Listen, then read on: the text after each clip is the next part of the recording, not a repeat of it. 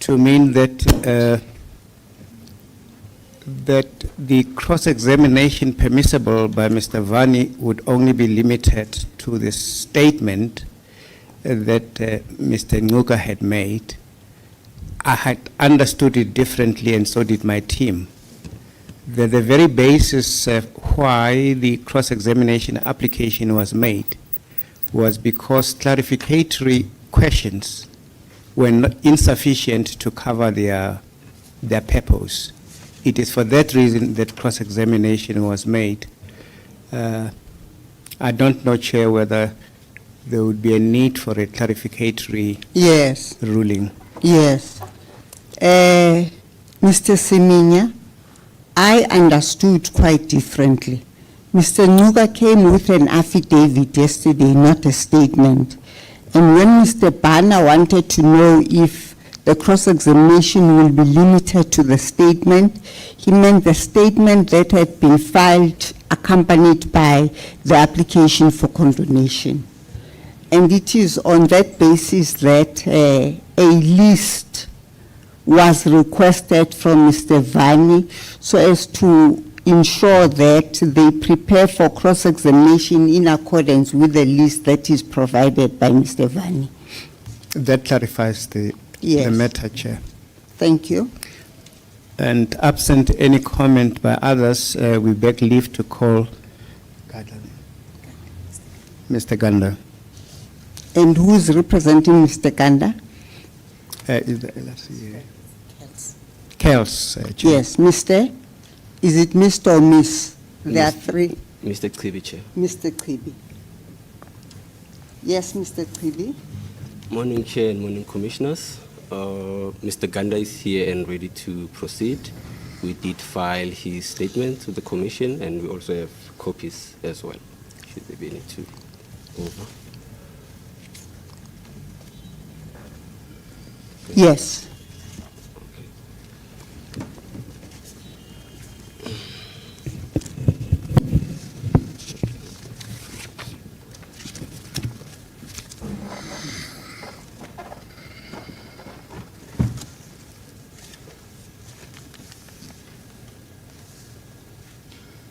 Thank you.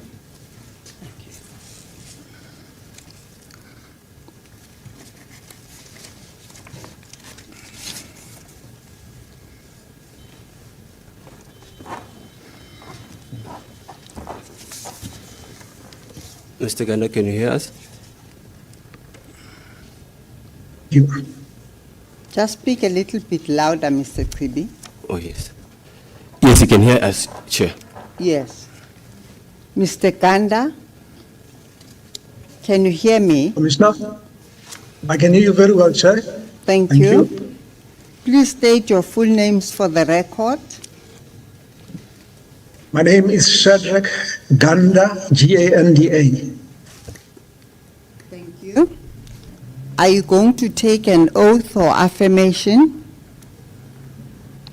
Commissioner, I'll take an oath, Chairperson. An oath. Do you swear that the evidence you will give will be the truth, the whole truth, and nothing but the truth? If so, raise your right hand and say, "So help me God."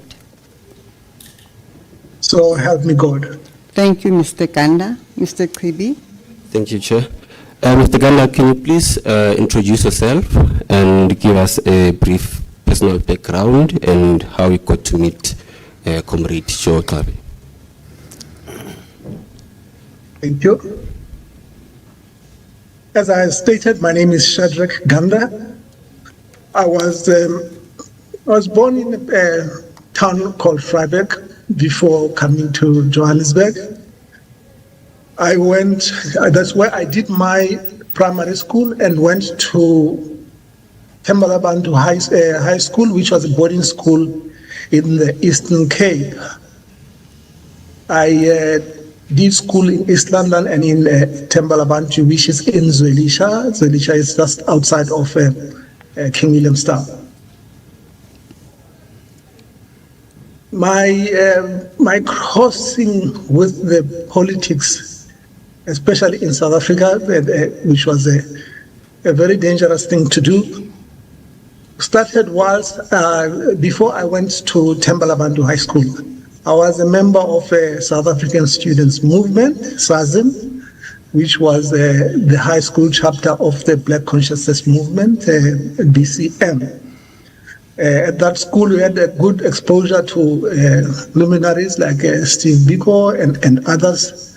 I won't dwell much about that. I will try and carry on fairly swiftly to get to the Joe connection. In that period, I personally had been several times on different occasions, been arrested, detained by the South African Special Branch Police for my political activities. How that came by was that there was generally a view that people coming from the northern part of the country, it didn't matter which part of South Africa you came from in the north, were troublemakers in Ciskei and in the Eastern Cape. And we were more scrutinized more than other general people. My activities then were activities of a lawful organization, not a banned organization as in the ANC and the PAC at that time. In the period, I was initially arrested and was kept on continuous interrogation without rest for about a period of about 48 hours continuously. I did collapse, I did bleed through my nose without them touching me. That was the initial time that they fetched me. At that time, I was around 16 years old. They had sought to find out something about, or that linked a cousin of mine who was arrested unknown to me for PAC activities. They were trying to leave the country, to go into exile, into political exile. May I just preface on my statement by saying all the arrests and detentions of political nature, not of criminal nature. Now, in that period, SAZM was very strong in certain institutions in the Eastern Cape, and there was a very strong linkage with Johannesburg. In particular, in a very short space of time, we were linked with the underground of the ANC. We were encouraged to remain within the legal organization, lest we get banned or we get arrested ourselves. That there was no glory in being arrested, but carrying on, continue this work of the struggle was important. In that period, I came across Joe Gabi's networks, which were basically cells and underground network of students, largely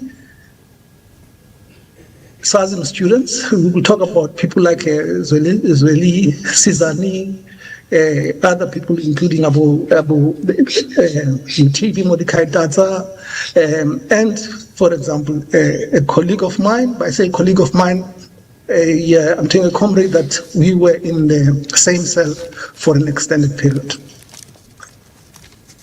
That work occupied quite a great part of my life, and that work linked me directly with comrade Joe Gabi up to the time that he was killed in Harare in 1981 in July the 30th. Now that linkage was not of a friendship. I know my affidavit talks about a comrade and a friend, but that's an expression of the nature of the man, the comrade that he was. He was very popular amongst young people and hence was able to talk our language, and we even called him Brajo, although he was of our father's ages generally.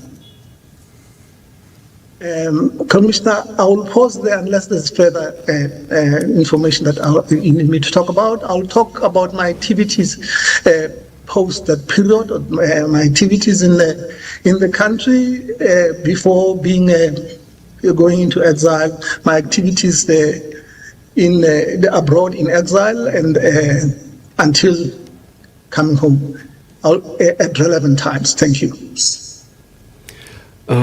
Thanks for that. If you could please expand briefly on Joe Gqabi's life and political involvement and how he got to move to Zimbabwe. Thank you, Commissioners. I think that the time that I have on the time that the Commissioner would allow, it would not be sufficient to go through Joe Gqabi's biography. However, I will cover areas that I think are relevant to our purpose today, and areas that I think were areas that necessarily led to him being viewed as a person that the state can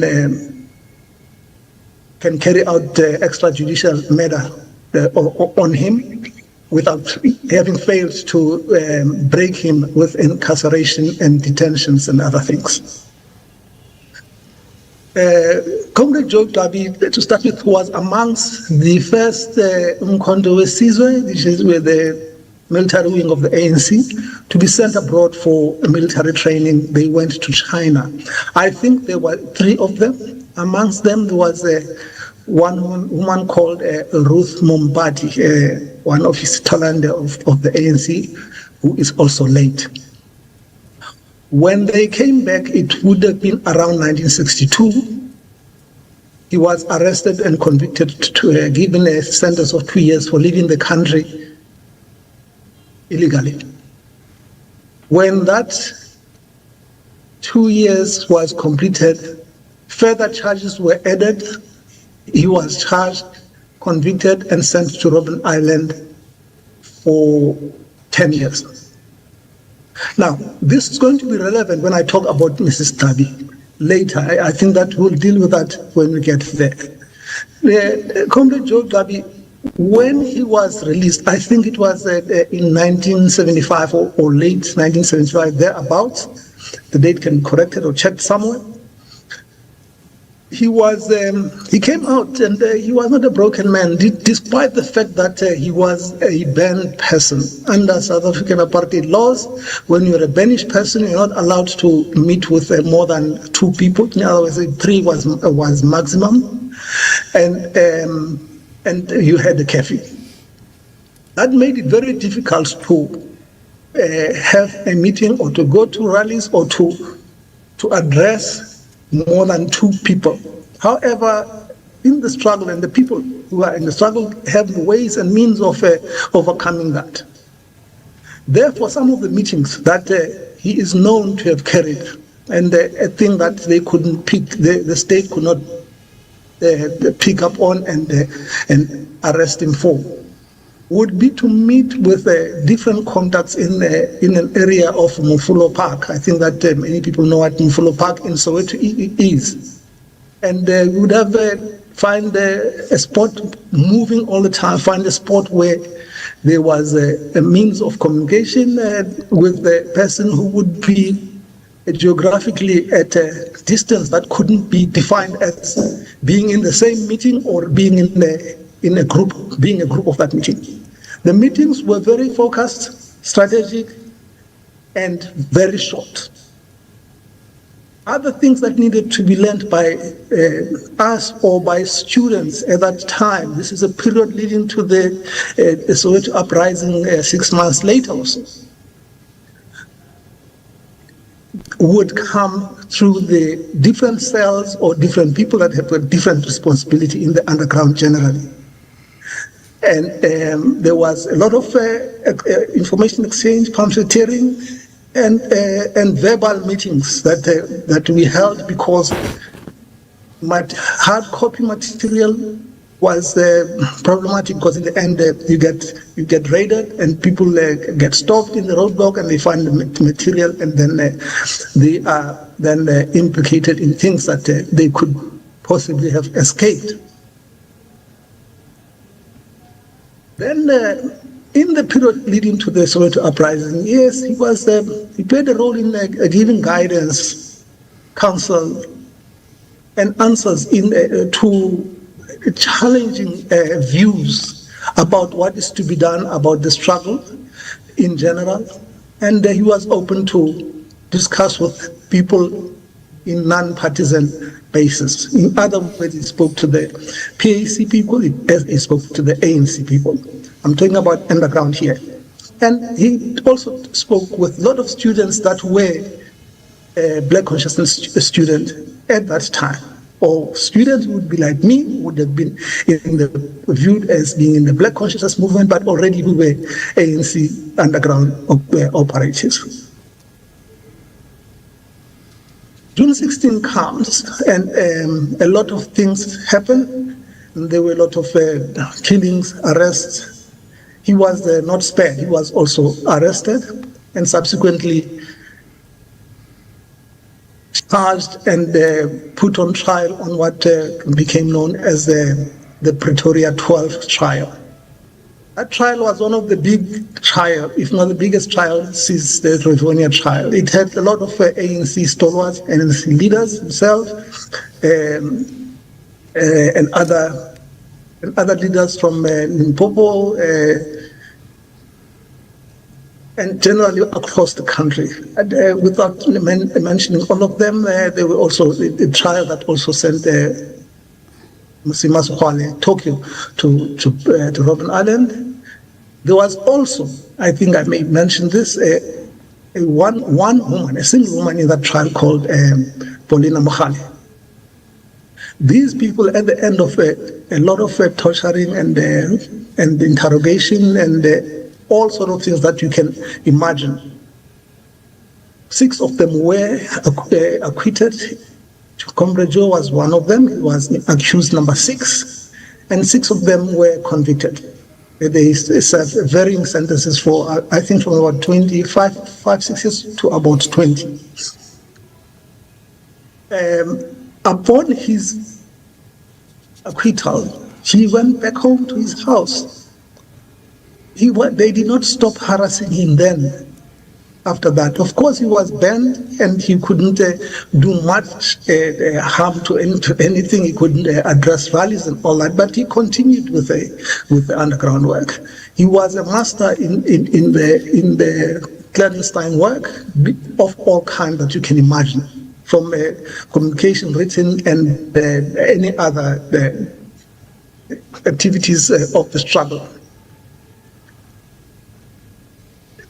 There had been several attempts to either rope him in or link him so that he can be found to have done something politically wrong, that the special branch could arrest him, but it was too smart for them. I think that the 12 years he spent in the Robben Island was a good lesson. You remember that this is a person of the scholars of Nelson Mandela and Sisulu and other leaders of the ANC who they spent a lot of time at Robben Island with. At about 1970, end of 1976, 1977, in that period, after acquittal, the work became more difficult because there was more focus on him, number one. Number two, the special branch had found a foot into the township.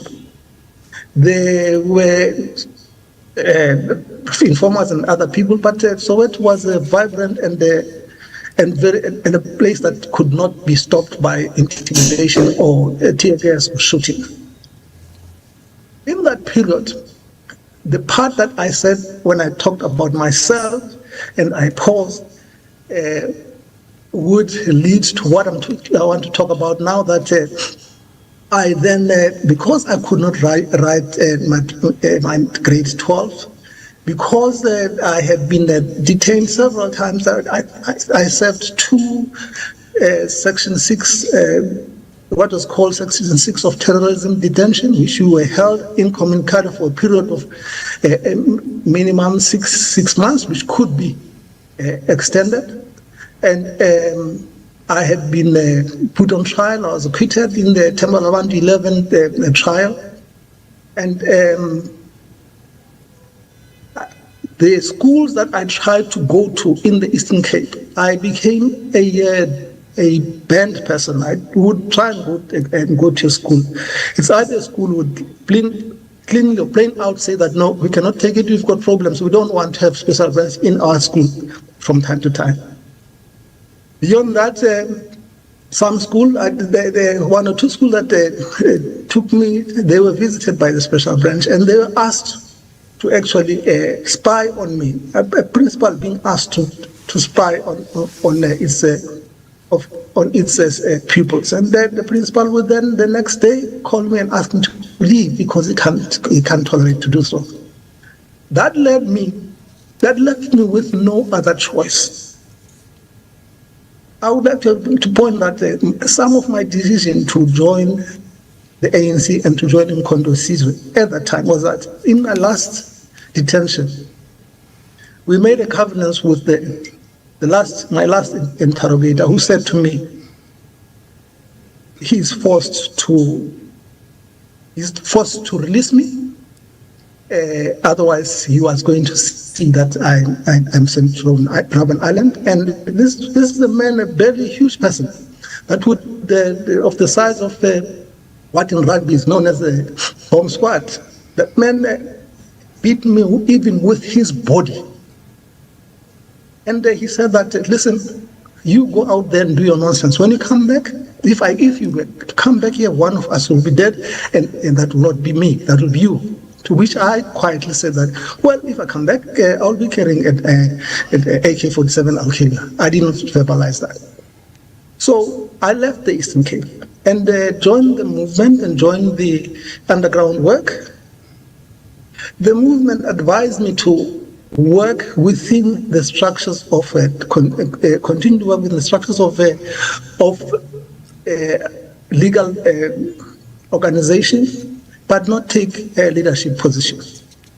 Continue because I had extensive contacts in the Eastern Cape, East London, PE, Craddock, and other places in that part of the world.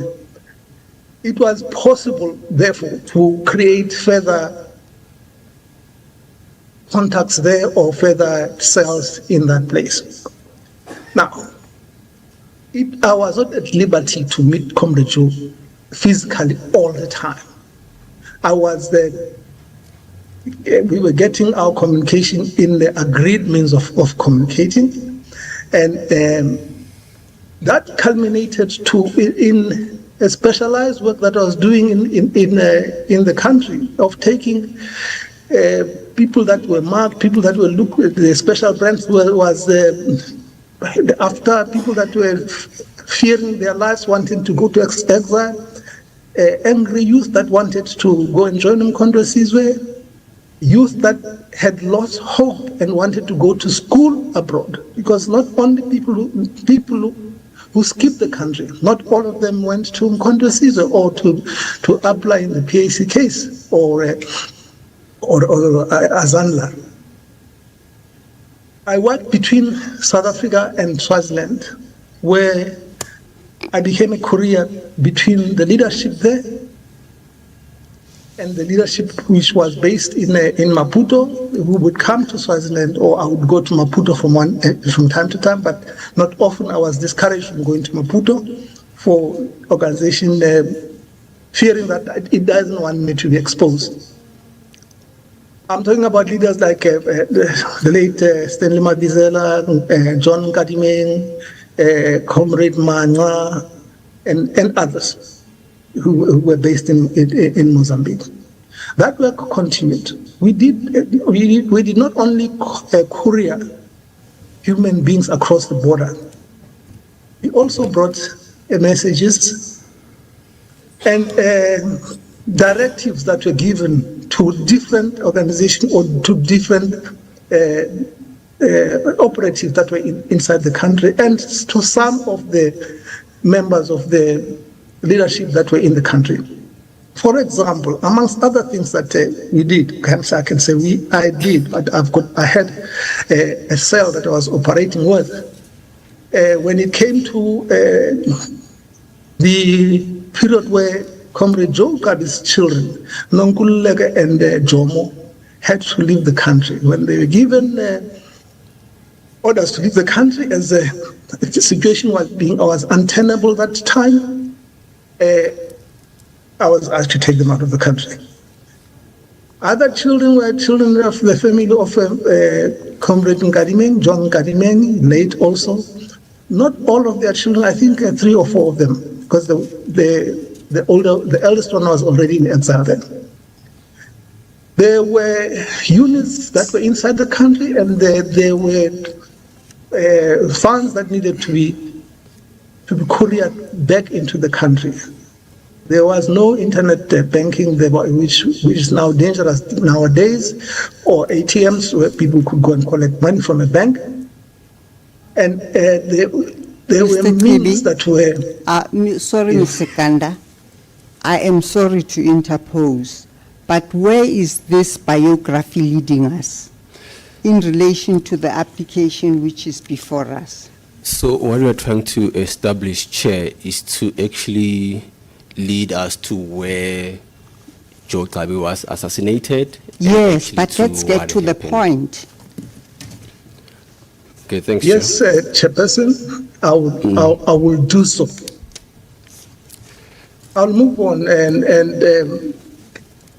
these were works that we were doing with community in the country, but I'll wait to be led by the evidence leader. Yes, Mr. Kibi, just take control of this evidence, please. Okay, Mr. Ganda, now take us through the climate in Zimbabwe. In paragraph, page 3 and 4 of the statement, you mentioned that there had been an attempt at Mr. Joe Gabi's life. Can you please take us through the climate and the events leading to his assassination? Okay. If I'm allowed to, that I will talk to the previous attempts before Harare, because the Harare one was the terminal one. There was an attempt for him to be killed in the country. He was advised to leave the country. He was in Botswana, and but Botswana said that they could not provide him with sufficient security because they had intelligence from which that he was going to be killed. He was deported to Lusaka. He went to Lusaka. At the time of being in Lusaka, it was a time that coincided with the independence of Zimbabwe. He was then sent to Zimbabwe to become the ANC's first chief representative at the office of the ANC there. This is where the military interface or intervention happened to him. Zimbabwe was quite a hostile place in many ways. In Zimbabwe, there were dynamics that were difficult, in the sense that apart from the ANC being one of the liberation movements that fought side to side with the ZIPRA, there were issues between the different liberation movements. There were issues with the government. There were issues with the Rhodesian ex-regime officials who were working with the South African intelligence. When I joined him in Harare, which was in beginning of 1981, it would have been January or beginning of February. On one of the weekends, he had to go to Lusaka. I drove him to Lusaka, to the airport, and drove back in his car. I hope that if I'm summarizing too much, evidence leader, you'd stop me, you'll ask me further questions. I came back, parked the car, and in the morning when I had to use the car, I'm summarizing, I discovered the bomb under his car. It was concealed under the car. It had its own power source and all that. It was set to explode when the car moves. Comrade Joe returned the following week from Lusaka. We continued working there. At that time, I was an aide and working in the office of the ANC chief representative. It was around middle of between April, May that we saw heightened tailing or observation by people that were strange, the following of Comrade Joe and all that. We decided that Comrade Joe should not sleep at the house. We must have a curfew where he must leave before dusk. And what was also difficult was that the Zimbabwe government had refused to give us, to arm us to protect ourselves. At that time, Zimbabwe had just come from a military struggle. Everybody had a firearm on the road. It was so difficult that even at the time before Comrade Joe left the house to go to sleep where none of us knew, because for security reasons, we had no firearms. We had to board a hatchet as part of security. On the day that he was killed, what happened was we had a meeting with people that came from South Africa, which always happened, and from overseas. This day, we could not find a venue that was neutral, that we had not met at more than twice, in order to protect the people that were going back to South Africa, not to be seen with the ANC or with Joker. And that Joker said that I must get find another vehicle that I can ferry them on. When we failed to use the places that were arranged, we decided to have a rather shorter meeting at the house, at our residence at 19 Eves Crescent in Ashton Park, a suburb called Ashton Park. We had a meeting, we had a short meal, and after that meal, we left. My vehicle was parked behind Mr. Joe Gabi's vehicle. And I reversed out of the driveway. I reversed all the way to let him out. In the process, he walked to the gate and said, "Listen, go live with those people. They are exposed enough. Just leave." I said, "No, I'll close the gate behind you." He said, "No, I can close the gate myself. Thank you very much." I left. He went back into the car. What happened is what extrapolation and of the scene thereafter happened. In the process, he would have went into the house, locked the door. When this briefcase got into the car that was parked way down in the driveway, under the porch, Comrade Joe would have reversed up to the gate. When he hit the gate, the attackers were there. There were more than 6 gunmen that were there with automatic weapons. It's easy to determine that by the number of firearms that were found on the scene and the later confessions that were made by the people that the Zimbabweans had arrested at one stage. In the process, it was clear that they had intended to ensure that this time they don't miss him by bombs that get discovered, or if there were resistance, either people that were firing back, they would have killed everybody. So they would have been outgunned. And I'm talking about myself when I said that even if I had a firearm, then I would have been outgunned, I would have been killed. We went, dropped the people off. When we came back in the evening, which was just after midnight, we found the car was still in the driveway, lights were still on, which was also a violation of the curfew that we had put, entered the house, or entered the premises, looked, and I discovered that there were glasses in the driveway, and then I got worried. I went to look at the car, and there he was sloshed onto his left-hand side in the car. He had been shot through the window, and both windows on the right-hand side, and through the door. He died out there under a volley of fire. Apparently, there were more than, I think, about more than 20 or 30 bullets that killed that were on his body. I then left the place urgently, decided to go to the Minister of State Security at that time, Emmerson Mnangagwa, the current president of Zimbabwe, who was a good friend and opposite number to Comrade Joe Gabi. Comrade Joe Gabi was the head of intelligence in the ANC. They had apparently struck a good relationship.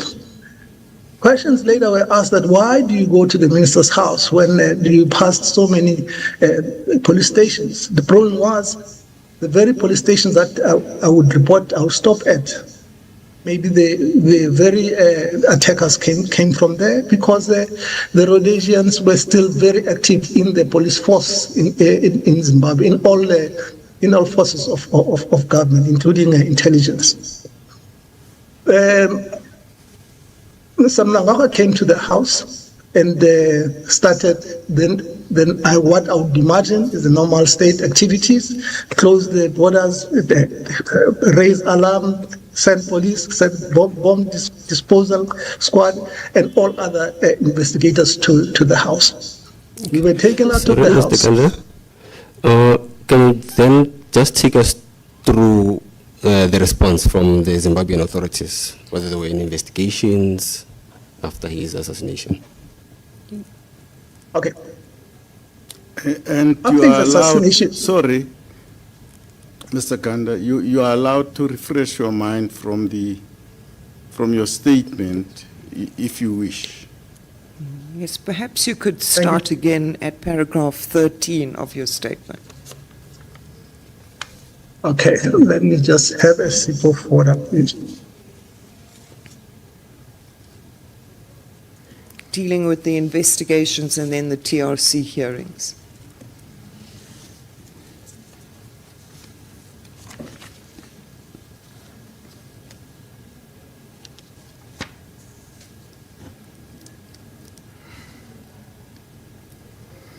I'll get to it, Commissioner. Please bear with me.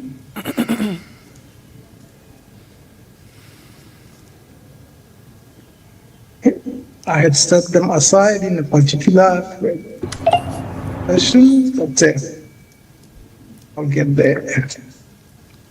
Do you have a copy of your affidavit, Mr. Ganda? I do, Chairperson. It's loose leaves, but I had interpreted it with my notes that I was going to read from. So I'm just reaching out to that. Okay, the page 13 start with some Paragraph agents responsible. 13. Paragraph 13. Sorry, paragraph 13. I beg your pardon. Page 4. Yes. Yes. Some of the agents responsible were later arrested and confessed to the Zimbabwean police, while others remain at large. The court in Zimbabwe freed the accused agent after they had claimed that their confessions were made under duress. This is after they had appealed, and their sentences ranging from 10 to 50 years by the initial court. Despite these arrests and confessions, the investigations did not progress and were never concluded. That's post the release of these people. And apart from the arrested agents, no further leads ever followed up on. To date, no one has been brought to justice. If I may proceed to paragraph 14. On the 25th of July, 1996, I, together with Mrs. Gabi, widow of Joe Gabi, testified at the TRC hearings in support of the statements we had submitted earlier that year. The purpose of our testimonies was to request that the TRC investigate all circumstances and actions carried out by the apartheid government through its agents and in the assassination of Johannesburg.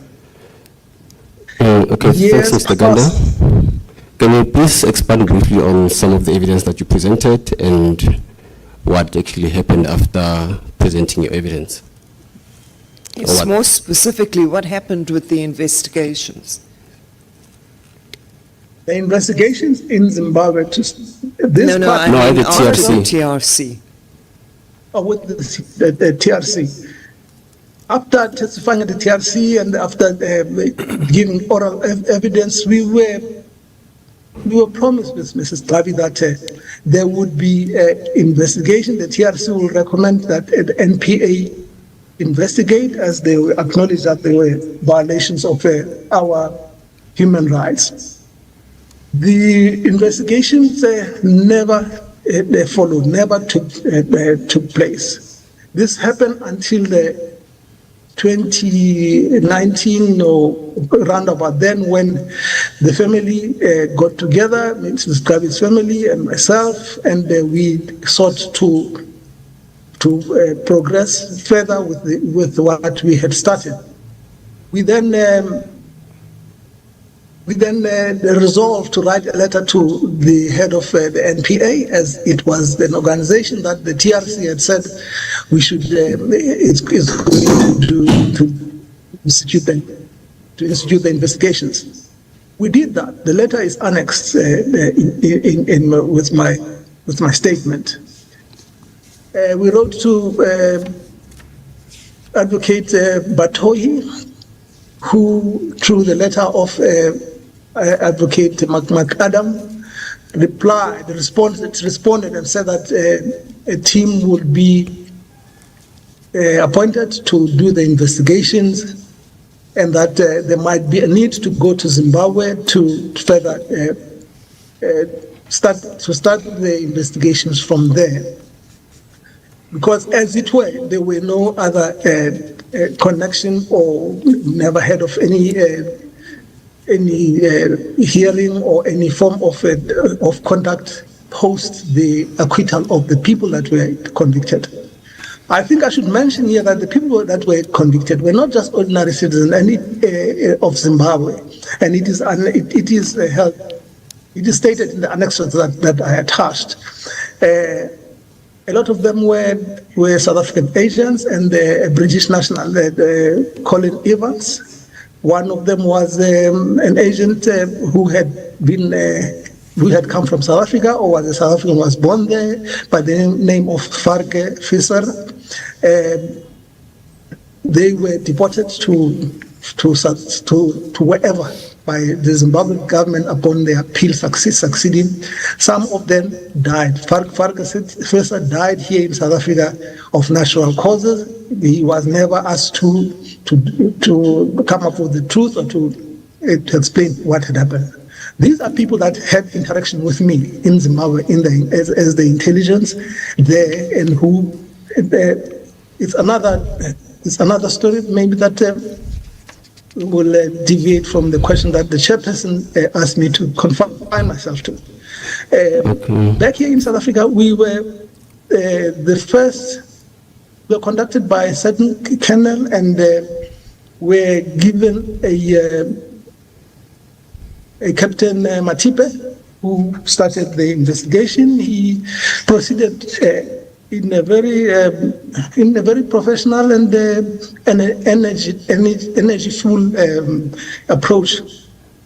He was then one time when I tried to do a follow-up of what investigations were happening, I was told that no, he was removed from the case, and that there was also a new colonel that would be handling this case.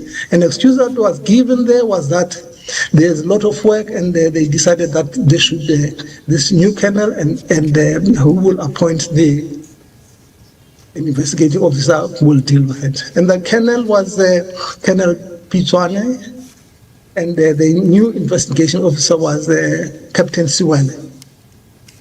Chairperson, the activities from then on are lengthy, and there's a lot of details to it. I will try and talk through them, and should you require me to read directly from my statement or what I have prepared, I prepared some writing on that, but maybe it might be long. I'll pause there and get direction. Okay, thank you, Mr. Ganda. Let's go to paragraph 21.1, where you set out one of the follow-ups, engagements with the investigating officer, and the reasons they set out for the frustrations they got with the state security agency with regards to the information they requested.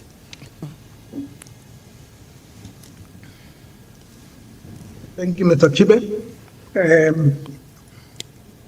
I'll comment on that. You said what? You said which paragraph?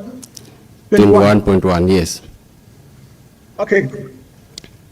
On the 23rd of May 2023, during several follow-ups engagement with the DPCI, the investigation officer informed the family that their investigative efforts were frustrated by the state security agency, which denied them access to classified archives of the country's intelligence services, the multiple services. This issue persisted over an extended period. On several occasions, we were told that a letter was sitting on a desk of an official awaiting their signature to allow the investigating officer access to resources in general, including the archives. Please expand on that. Please expand on that and confirm whether that request was granted at some point, and what was the last update on that specific part. We never had a response to that, either by by Colonel Siwela. Sorry, I'm promoting him. Captain Siwela, nor did we hear whatever happened. Several follow-ups I tried with him came to naught. However, I would like to point out that in the period and the process of chasing up on his activities, because we were not getting any communication. It's a long time between 2020, when the first investigating officer was appointed, to 2023. We are talking now around 2023. Captain Siwela also said that, well, he doesn't know what to do. Maybe he should go to Newtown House and ask them to assist with access to certain things. That is annexed in my correspondence with him.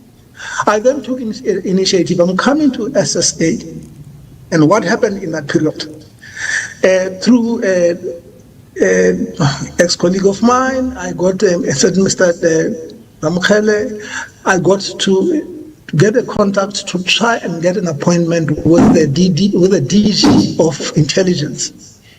We were assisted in that effort by another employee of SSA by the name of Seth, who ultimately managed to organize an appointment with the DDG. Then the name, I just don't have it. I've written it in my notes, but there's one DDG who was acting at the time that I met. So it's clear. I met them at the headquarters of SSA at Musada. I can supply the dates and the names of the people that I met with. The DDG said that the investigating officer must contact him directly. He will have all what he wanted. Later on, a few weeks later, when I did a follow-up, the investigating officer said that, well, there's a protocol in the in the government system, you see, I'm only a captain, and to conduct a DDG, I can't do that directly. I have to get my boss to get someone in that rank to ask for that. And also, you must remember that the effort was to get permission at a higher level, which was the DG. The acting DDG at that time would possibly have the powers of acting, but even that access was not possible by the words of Captain Suela. It is that correspondence is annexed to my statement. Further than that, we never heard from the SSA, never heard from Captain Suela. The things actually became a bit more irritable or unprofessional with the interaction with the investigating officer, to an extent that they sought to go and see Mrs. Gabi and not me at Mrs. Gabi's house, which we went. We had that meeting, and there was nothing came out of it. A huge ring binder with lots of papers and some cuttings and reports from the internet were presented as a proof that there is an investigation that is taking place, and nothing happened. The leads that we gave to the investigating officer, including people that publicly they were writing about them in the South African media generally, and certain journalists that had done work in investigative work like Max Dupree were given to them. The advent of going to Harare was ruled out. I was told by Captain Suela, and they said they must deal with the embassy and all that. The embassy sent him, according to him, forward and backward, and after supplying the papers that the embassy wanted, they then referred him to DERCO. He never had any progress with DERCO. That one was dead in the water. The question of the question of the follow-up thereon was that it never got anywhere. There are other people that maybe could reasonably be said to be more difficult to access, maybe for him, but there are protocols of accessing some of these things. I would say that I did give a report or a narrative to him that how the then Minister of State Security was closed and was at the head of the ANC's presence there and the activities of the intelligence there. And they could, or means could be made to find out where everything had stopped, given that certain people were acquitted in Zimbabwe. That has not happened. At least there, I had no powers or connection to expedite that. The other person was Comrade Joka, was very, very close and a friend of the former president of South Africa, Thabo Mbeki. And they've never talked about approaching him or approaching his office or foundation with view to getting maybe inner or inside information on what could have happened.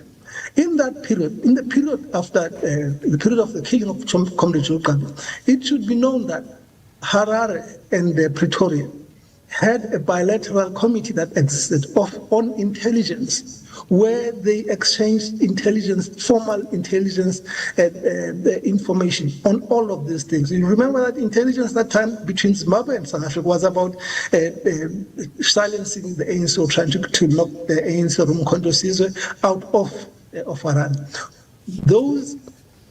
Those leads never came to anything.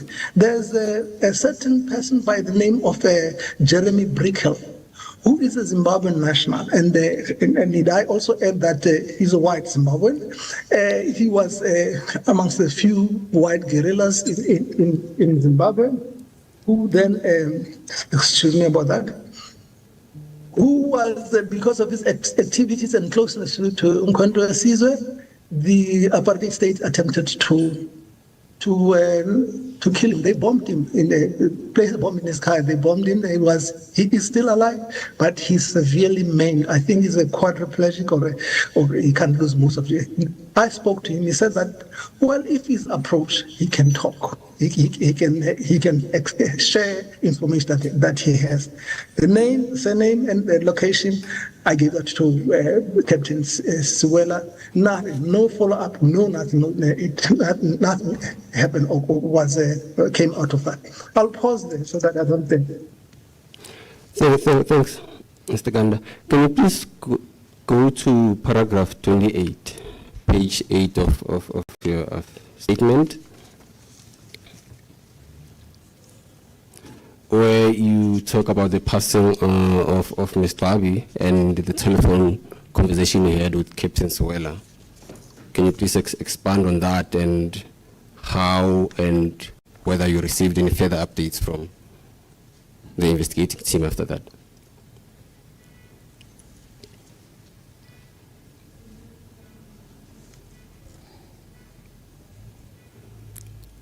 Can you hear me, Mr. Ganda? I think he's frozen. He's frozen.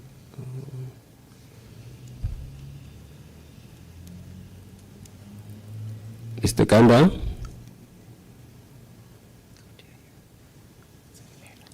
Do we have technicians around who can assist? I think this might be an appropriate time to take a tea adjournment whilst this issue is being attended to. We'll reconvene at 11:15.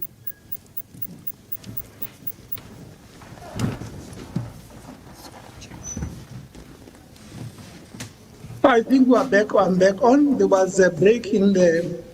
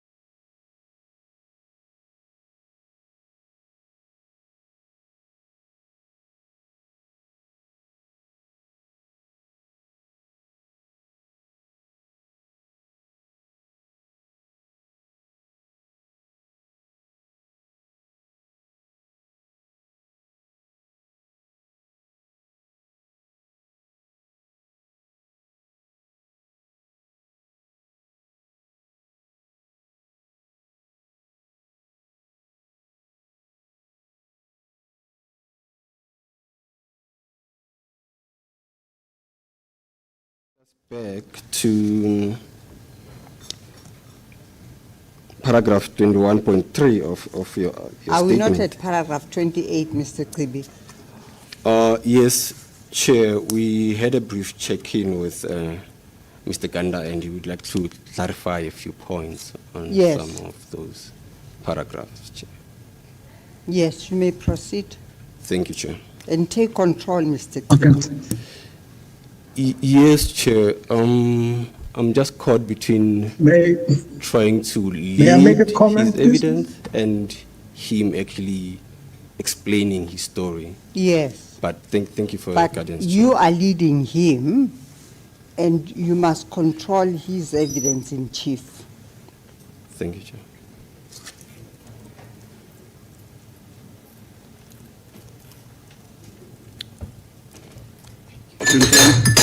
21.3, Mr. Qibi. Yes, Mr. Ganda.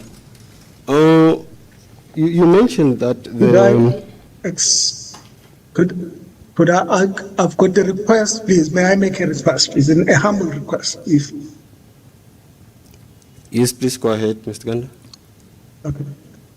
I would like to, with respect to request the commission to kindly indulge some of the things that I want to talk about. May I point out that I feel at the moment rattled. I will say why. I am trying to recount things that, or investigation that would have started 45 years back, and I have been preparing for it. With it, there's a pain of recollecting things that had happened to myself, to Joe Gabi, and to Mrs. Gabi. To that end,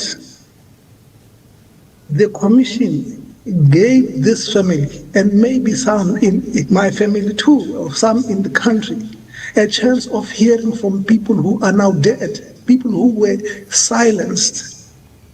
I feel very strong that given a chance to bring up this story, not myself, there is no one, even Mrs. Gabi had pointed out, that who is late now, that she is, you read her TRC submission. No one is looking for fame, no one is looking for sensationalism or any resources in terms of reparations that have never come to place.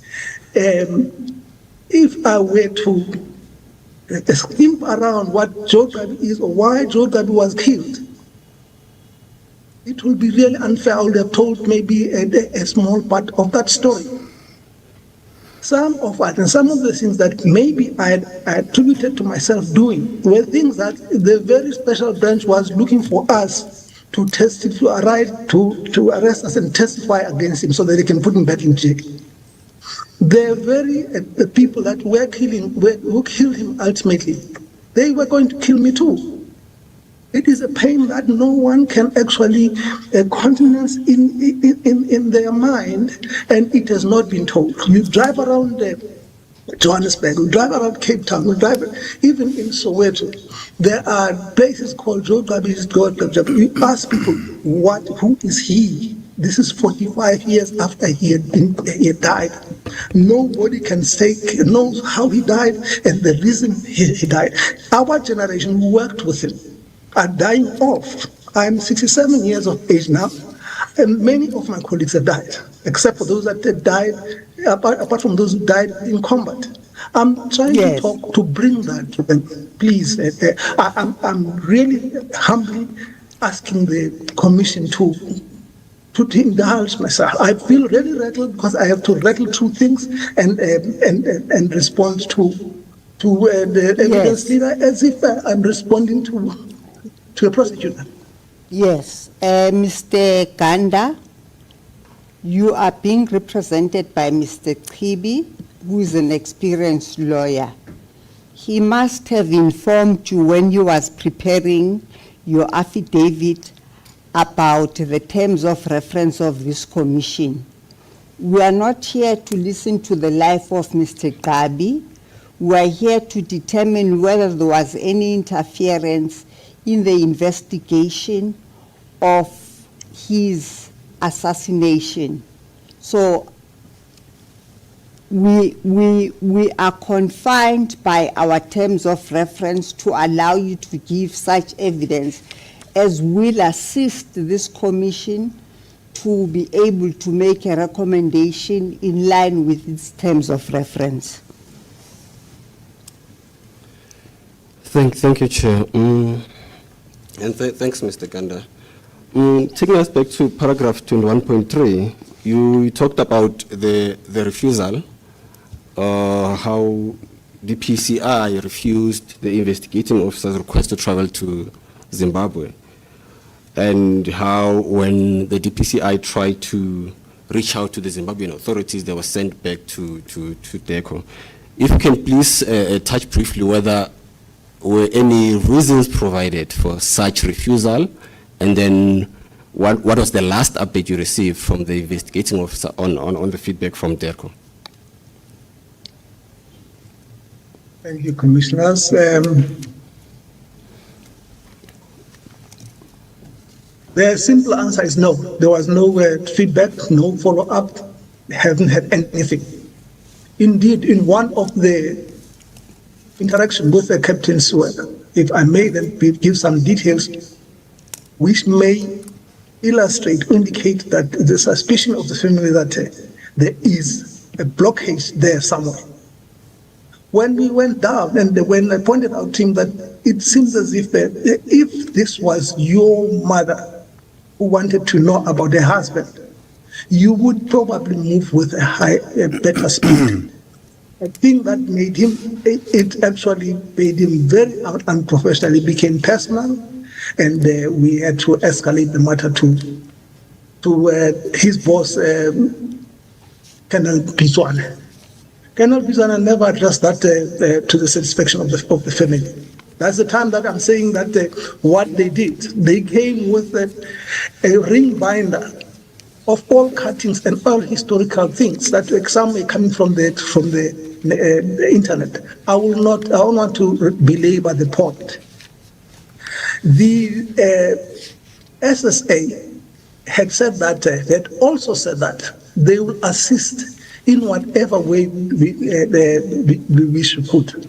And clearly, I'm not the investigating officer. I couldn't access to or start requesting and doing the parallel investigation. In that, to that point, Captain Sewell said that on one occasion he went on to Pretoria, to archives in Pretoria, where he was turned by a person at the gate or at the access. The letter that was lying somewhere that was waiting for a signature of an authority, whether it was ever signed, whether access was granted, the investigating officer never gave us an update to that. I'm saying that this because it had become that by the time we wrote to Advocate Batoyi, which was in 2020, and the time of the start of the investigation, anything that we could see,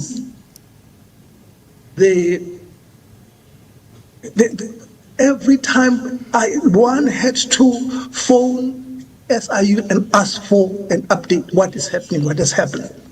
The response was more like an excuse after an excuse. It was not, it really was not encouraging. If I may, in the state I am in right now, if I may point that even at the time of, at the instance of the news of Mrs. Gabi dying, I phoned the investigating officer and informed him that very afternoon. And he just said, oh, and that's it. The call ended. I have not heard from him from before the period that, before Mrs. Gabi's death, up to today. I have not heard from SIU.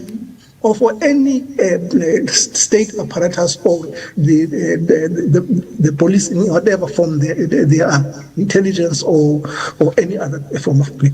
It is heartbreaking. At that time, we pointed out, Mrs. Kavi pointed out to them, this feels like you guys are dragging your feet, hoping that I will die and this case will stop. She said at that time, even if I were to die, she called me Kabelo. She said, my son here is going to continue that. That is the short answer to your answer, evidence leader. And besides that, there is, I must say, a whole the part of the voice of Mrs. Nat, the widow to Joe Gabi, who could be here today and talk for herself, that has been rendered silent by maybe our approach. I do respect, with due respect of the commission, that everything has got time, has got the direction and the rules and regulations, but some of the things often get lost in the gaps, just as we had to wait for 45 years before any hearing of any kind of this, specifically about the death, the murder of a leader of our country in a foreign country, and the state and everything else did nothing. And even when we took initiative to go to the NPA, and the people that were investigating has provided us with nothing. That is helpful. Mr. Ganda, I'll pause there. Can we just zoom in on 21.3? You are saying that the information that reached you is that the efforts of the investigating officer was frustrated by the DPCI. Now, we know that the DPCI only became operational around October 2009. And if maybe you could say who in particular frustrated the investigation, it would help. I know that Lieutenant General Lebea was the DPCI head from the 1st of June 2018. I'm asking this so that if it is necessary, we could summon this person to come and explain himself or herself. Can you help us? Thank you, Commissioner. Commissioner, I will not have the details of individuals that had blocked. Otherwise, I would have charged them directly. I would have gone to the police station. Commissioner, there are in my annexes, there are references to a direct communication. Some of it is cell phone communication and responses from Captain Siwela, where amongst people that he mentioned, I'm just trying to page through as I'm talking to you. One of his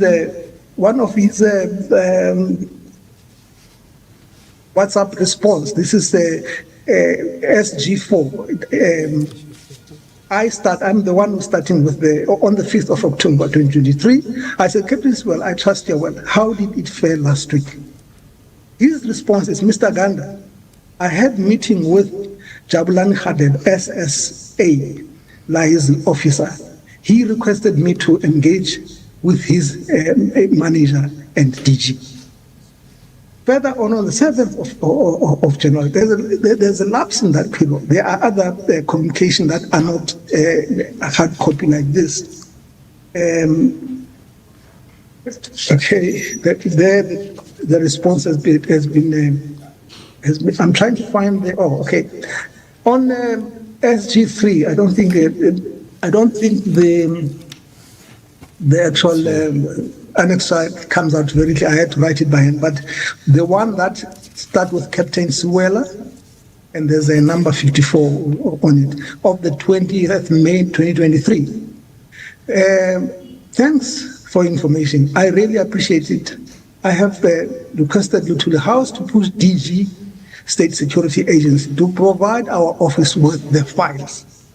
I'm not happy the manner in which Advocate Masilela deals with this matter, because he's not even taking my calls.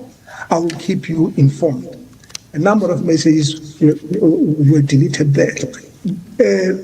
Commissioner, just with those two things, this is a communication between me and the investigating officer. He's an investigating officer after lengthy and several checking with him where the case is going to. He, out of frustration, named his colleagues and where the bottlenecks are. Maybe Captain Suela or his colleagues here can be summoned. I am not sure how the commission treats with that or proceed with that. That is my short question to that. The other things Yes, I may remember. Thank you, Mr. Ganda. Thank you. I think the question was confined to the DPCI. Okay. Yes, Chairperson, if I can be assisted with the acronym. I know that the through DPCI drafting is the DPCI are the Hawks, popularly Yes. known as the Hawks. yes, Directorate for Priority Crime Investigative Unit. yes. Yes. Commissioner, in this case, I had dealt with the SIU. I don't know in terms of the structure, where do they fit in with the DPCI? In some of the meetings that I had, I went to their offices in Pretoria, and I could see different labels on the doors. I have not personally spoken to them, and Captain Suela has not mentioned that this is DPCI and this is whoever. But in the annexures, there is a mention in passing of that. I am not able to assist that far. Thank you, Mr. Qibi. Thanks, Chair and Commissioners. Mr. Ganda, let's go to paragraph 24.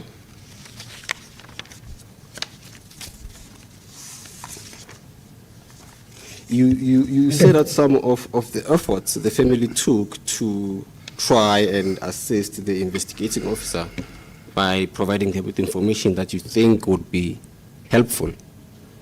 And was that information really followed up upon?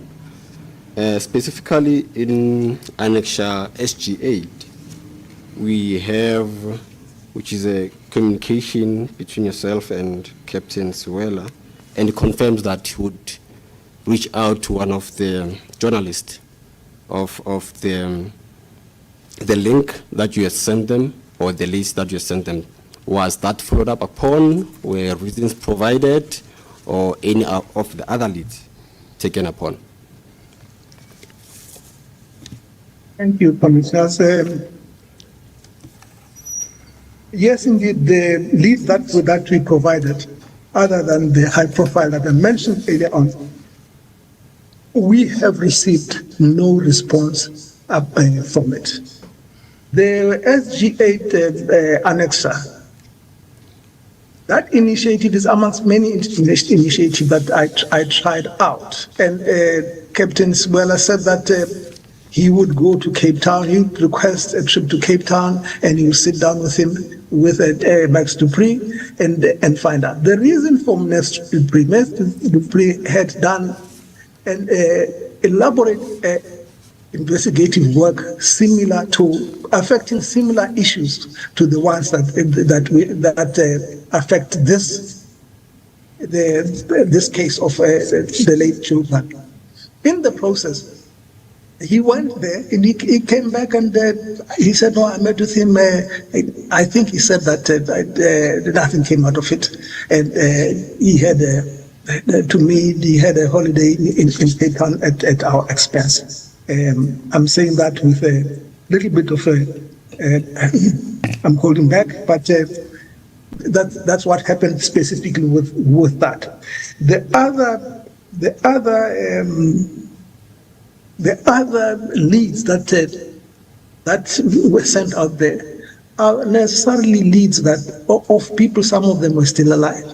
As I pointed, needless to repeat, Jeremy Brickle, he's in a sensitive life condition, and he's got wealth of knowledge. He is in Zimbabwe, in Harare. He's got wealth of knowledge on these issues that we're talking about. In other words, the issue about how Comrade Joe got to be killed and the conspiracies that were there at that time. I'm not saying that he was a witness or whatever, but let me point out that he was in the intelligence of that country as well. And no, the question is, of the people that we put out there, we did not get any response. Some we don't even know if they were conducted. For all I know, they will never followed up. This is the case that the evidence leader that I'm not accusing Captain Siwela personally, but I'm saying the system. If he was part of the system had a way of blocking anything and everything that happened. Even if you take it from the beginning, that Captain Matipe was told that leave that case, get out of that case. I don't have the name to put to that, but I'm pointing out that dealing with a system is very difficult because you cannot. Some people will not name who said what when. Yes, but Mr. Ganda, the officers that you're mentioning are captains. They are very junior, so they could not really have blocked the investigation by themselves. We understand that you're not blaming them. Commissioner, I appreciate that point, and when I referred to the system, I was saying that there are ways of making things get exhausted or people abandoning them by either attaching responsibility to junior people, but he had a colonel as a direct report, a colonel that came to 2 of our meetings. A colonel is able to escalate things further. I have not seen that happening. That's the central point about it. When I say the system, the colonel may himself have been a bit too small for some of the things, but I don't have political clout when I could get to call the minister down and talk to him as an example. With due respect, I'm not showing the argument with you, but I'm pointing out that it's a point appreciated. But the blocking is happening somehow, one way or the other. And otherwise, if there was no blocking, it is very difficult to understand why would a seemingly straightforward case have these difficulties of getting people not stopping letters to be written, therefore not coming back, people being sent to the embassy in Zimbabwe, and then people being who had said that, yeah, write a letter, I'll do something, and then later on it's no, go back to Delco. It's not, that is the one. Those are things that create suspicion. So thanks, Mr. Ganda. As we draw closer to the end of your statement, can you please go to paragraph 29, page 9? Sorry.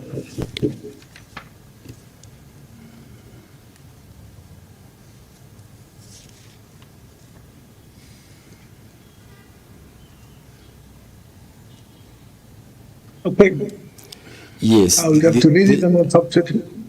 Yes, if you can read it and then expand on it. This links to your point on how a simple, straightforward case somehow is actually frustrated and there isn't really any progress going on.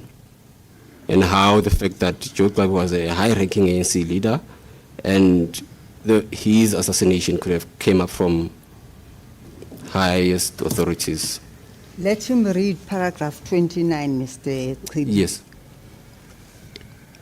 Okay, paragraph 29, the suspicion that there could have been deliberate and concerted attempts to obstruct and interfere with the investigations into Joe Gabi's assassination is reinforced by the fact that he was the highest ranking ANC executive ever assassinated in exile.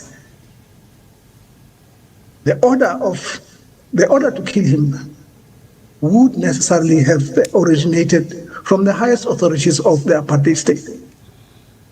The disclosure of those responsible will deeply be embarrassing and politically sensitive. I want to say to that, in the issues of anybody or a state or whatever the body contemplating or planning to go and commit a crime of murder in another country, there would need to be a compelling case to send the forces or the forces that are employed by the government, that receive pension, that give salary from the government, to go there and risk neighborly bilateral relations or break law by invading another country to commit crime. Therefore, things like that are not decided on a captain, a colonel, or some rogue general alone, because that could cause problems of the international nature. So my saying that the decision would have been sanctioned at the highest level is that it would have an implication on the relations between Zimbabwe and South Africa. Now, on the morning of the news of Joe Gabi being killed, the then foreign minister, Pete Botha, on radio, he said, he was interviewed, and I think the record will be there, SABC. He said that, well, we have got nothing to do with that. We could never be involved. The nature, you just look at the nature of his death. His killing was more like an execution. It is not us.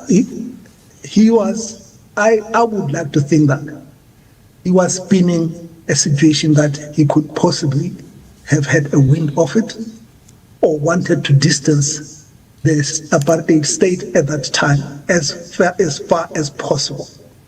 And my emphasis that it would have been sanctioned at the high level. It doesn't matter, even at that time it was peak water. We had commissioners, a dispensation, that amongst other things, some of the people who are appearing before this commission talk to. Some of them say that there was an agreement between to allow for the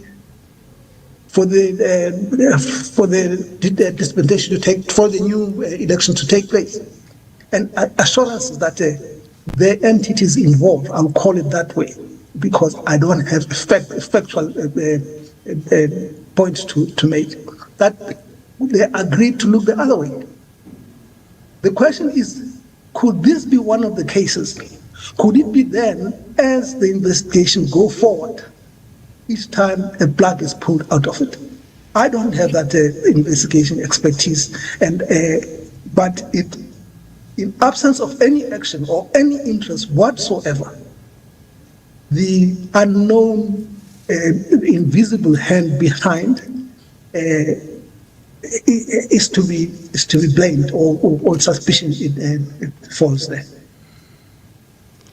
Thank you, Mr. Ganda. And now, in closing, you can share your closing remarks and what you'd like to see come out of this commission.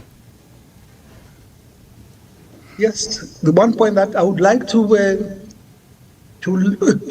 make without apologizing about it or without skirting around is that the two occasions that Joe Gabi there was an attempt to kill him, he was with me, except for the fact that when the car that I discovered the bomb in, he just happened that day to have traveled to Lusaka. If we were all in that car, I would have been killed there. The night that he got killed, he was with me. It is also my concern and interest to know who could have, my life was also on the line, who could have been have the interest of wiping out, irrespective the people that were there. May I also point out, evidence leader, that at the time we were living in a house with a refugee family of Selno, his wife and 3 children. We were living with one other comrade that had just crossed the border to South Africa, to Zimbabwe, by the name of Geraldine Fraser. She would also have been killed there. I am really concerned about why would it be so difficult for anybody to, even if it is to say that, no, the case has gone cold, in which case we would be open to any other means of trying to pursue human rights violations, as the TRC had pointed out. Other than that, as stated by Mrs. Tabe, and as we stated before, and myself, we're not looking for compensation or for money, not at all. We are not looking for fame. I'm not saying these things because there's sensationalism that I'm after or fame. If there's anything, many people who will be watching this or will attend this conference, they would have never heard of Shadrach Ganda except those that I worked with in the underground with Joe Gabi. It is said, I would like to see this matter being investigated, the question of why at each corner, at each turn, the investigation don't go anywhere. Why did I have to be the one that is chasing up investigating officers to give a response of some kind of any way? Why would, when TRC in 1996 said that an NPA would investigate, and instead I had to write to the head of NPA in 2020. By that time, of course, the TRC process had been finished and done with. Just as a way in passing, there's a lot of misspelling in the names of Mrs. Tabi. She's not Noma Zochwa, she's Noma Zocho. There's in my statement to the TRC and the transcript, I am Shadrach Ganda, Ganda. I'm not Shadrach Govender. I'm referred to as Shadrach Govender, and other things. And there may also be some errors in my affidavit. But we're seeking just the truth and the expose of those people that were involved with, from the highest level. It's fine, Mrs. Gabi has passed now, but she had said that she wanted closure so that she can move on with her life. Mrs. Gabi still have she might have been the last adult in there. She's got 2 grandchildren and a great-grandchild. Maybe if there's reparations, they possibly could be the beneficiary. Should we get to that, or should we have a heart as South Africa to do something to that end? Thank you, Mr. Ganda. Thank you, Chair. Thank you, Commissioners. That was the oral evidence of Mr. Thank you, Ganda. Mr. Qibi. On behalf of the Kalata family, any clarificatory questions? Thank you, Chair. We have no questions for Mr. Ganda. Thank you. Ms. Sakai? Thank you, Chair, and thank you to the witness. We don't have any questions. Thank you. Mr. Seminya? Chair, I would ask Ms. Seme to take over this witness. Thank you. Ms. Sime? Thank you, Mr. Gabi. Your story, Ganda. Mr. Ganda, sorry. Thank you, Mr. Ganda. Your story is a very important story. We'd like to assure you that your story, like many other stories, we believe should be documented. We are obviously constrained by the terms of reference of this commission to listen to evidence that is talking to the terms of reference. However, we appreciate that you've waited for 45 years to tell this story and that you've had this opportunity. We really feel your pain, and we may not have been where you've been all these years, but we really want to extend our heartfelt and moving pain that we feel for you, and wish that you may really release that pain one way or the other. What I would like to ask you is, you mentioned the SIU in your testimony. I'm not sure I understand what the connection is and who in the SIU was investigating this matter. I believe that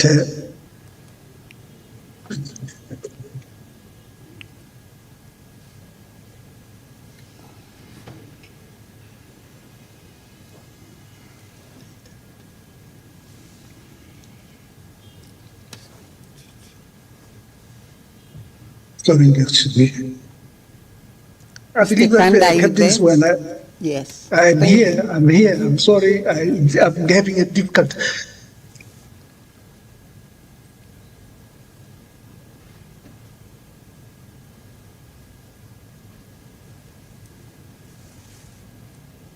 I'm having a difficult time, but I believe in SIU, Mr. Captain Swella is employed by the SIU. That's what he says. Oh, that's what the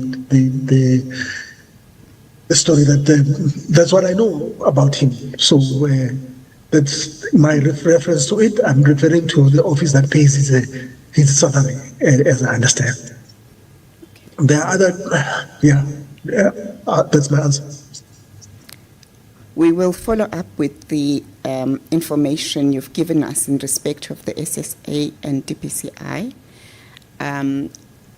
Remind you that, of course, the names that you have mentioned, we have an obligation to reach out to those people and inform them that they are implicated, and to that extent, they may want to call you up for cross-examination later on. Again, I wish to extend our deepest empathy and the pain that you have told of the history of this country is really well received and recorded. Thank you, Mr. Ganda. Thank you so much, Commissioner. Thank you, Chair. Thank you, Commissioners. That was it from us. Thank you, Mr. Khampepe. There's just one thing that I would want to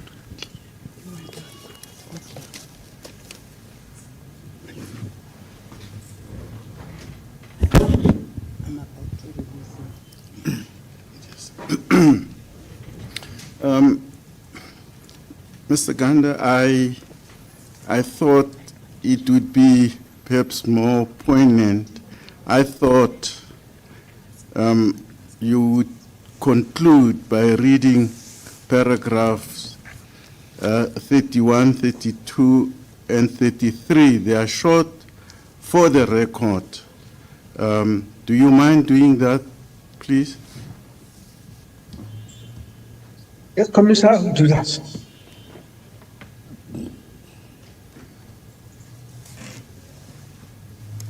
In conclusion, I submit that my evidence on behalf of the Pabi family will demonstrate that there were deliberate efforts to obstruct the investigations and prosecution of the TRC cases. Joe Klabi's being the one. That's not in my affidavit. In particular, the assassination of Joe Klabi, and will assist the commission in carrying out its mandate. I respectfully submit that the Commission recommends steps to be taken by the NPA or any other relevant organ of state to assist with the investigation into his assassination, including, where necessary, access to sealed or archival material relevant in this case. The murder of Joker was not an isolated act. It formed part of widespread and systematic attack carried out against opponents of apartheid. That was a crime against humanity. The relevant organs of state are obliged in terms of both the Constitution and international law to investigate his assassination insofar as possible, ensure accountability and redress. I further respectfully submit that the Commission recommends that constitutional damages be provided to the families and victims of apartheid, of the apartheid-era, political violence, and the gross human rights violation they suffered, including the ongoing violation of their right to humanity dignity caused by the interference with and failures by the NPA, the South African Police Services, in investigating and prosecuting the TRC cases. Yes. Thank you. Those are the paragraphs. Thank you, Chair. Thank you, Commissioners. Thank you, Mr. Kribi. Mr. Ganda, we thank you for having availed yourself Chair. to... Sorry.